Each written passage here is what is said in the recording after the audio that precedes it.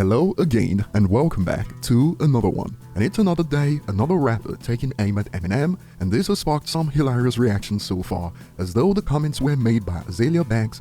Iggy Azalea is also catching strays as some struggle to tell them apart. It's an evil world we live in. Today we also have more from Royce the 5'9", who recently reacted to Eminem's latest #1 on the Christian Songs chart in the United States, thanks to DJ Khaled's Use This Gospel remix. And today we also have the story of Eminem's rap god, thanks to the latest episode of the Paul Pod. But before we dive right in, check this out. Lose Yourself has now surpassed 1.5 billion streams on Spotify. It's Eminem's first song to do so. Moving on, we got to find out how Eminem came up with Rap God on MMLP2, a song that added another iconic moniker, Eminem, Slim Shady, and the Rap God. And check out how Eminem came up with a supersonic flow. What made you think of that record? Why was that the record that you went to? For some reason, Sumalama Dumalama stuck in my head one day. Mm-hmm. And I just kept repeating the phrase. I remember Sumalama Dumalama. Dumalama. That rhymes with a lot of I started thinking of to rhyme with it. And that kind of stunt like that, I guess you call it a stunt. I don't know if you call it a stunt, but like that kind of like has to be the right words that roll off the tongue.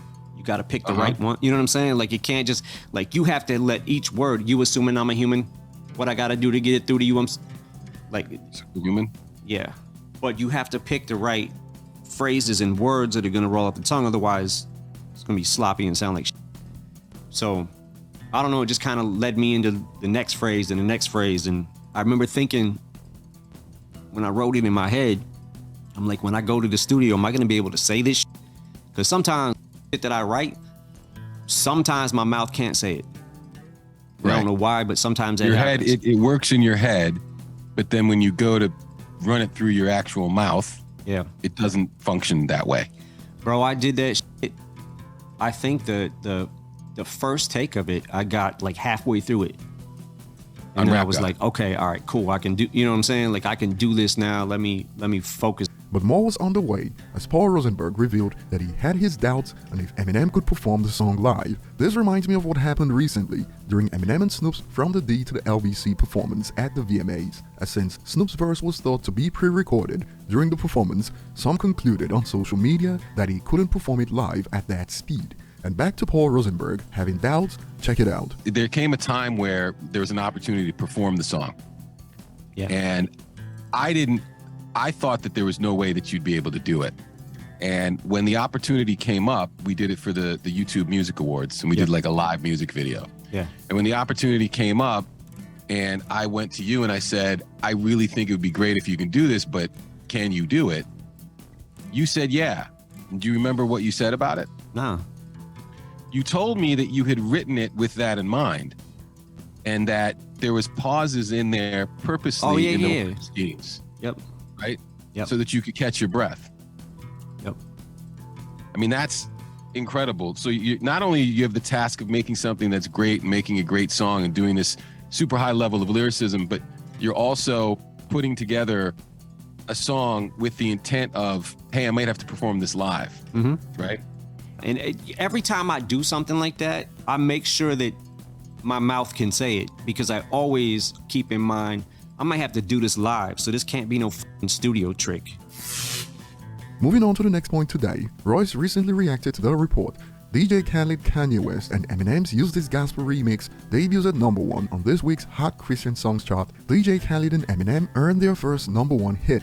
He shared it on IG and added the caption, "Every time somebody wanna discredit my brother, they saying, quote, nobody listens to that ish. Welp, God did. Shrugs emoji." And this has sparked some interesting reactions. Over on Reddit, some are still wowed by this. Eminem topping the Christian charts, that's something nobody could have predicted. And on this, a user adds, 20 years ago, this headline would have been satire, but some strange takes popped up on the Royce's post. Some still missed the point and decided to speak for everyone. Somebody definitely listens to him, just not nobody we know. We? We.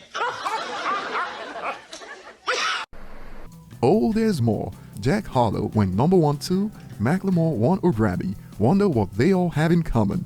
And this one got many confused, like what exactly is this trying to say? And the user expands on the, Outkast, Whitney, Kanye, Jay, Nas, Lauryn Hill, etc. have all won Grammys, but keep crying, boy. And the initial user responded to this predictably. They deserve theirs. Max stole from Kendrick, just like they steal culture, but keep giving passes, shrugs emoji. So let's get this straight.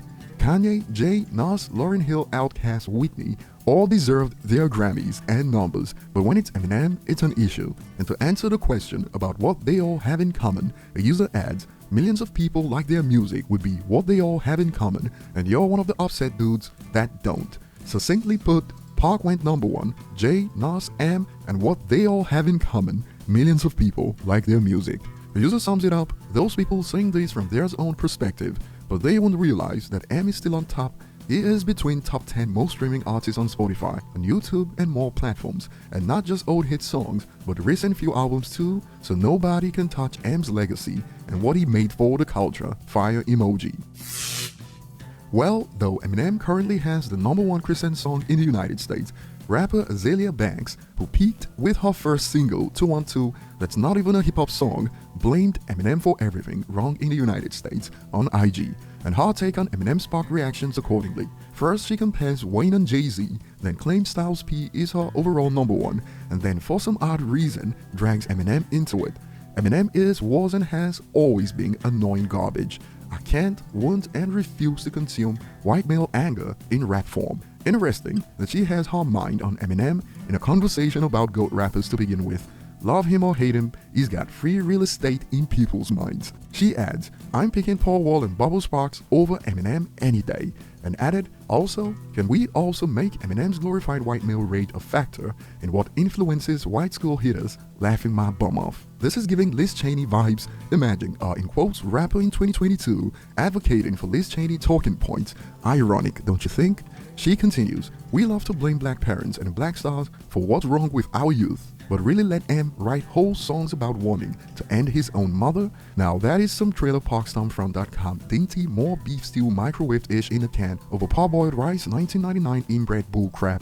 We really should just blame Eminem for everything, to be honest, laughing emoji. She continues, and I'm pissed because M said F-bombs and got an entire Elton John collab out of it.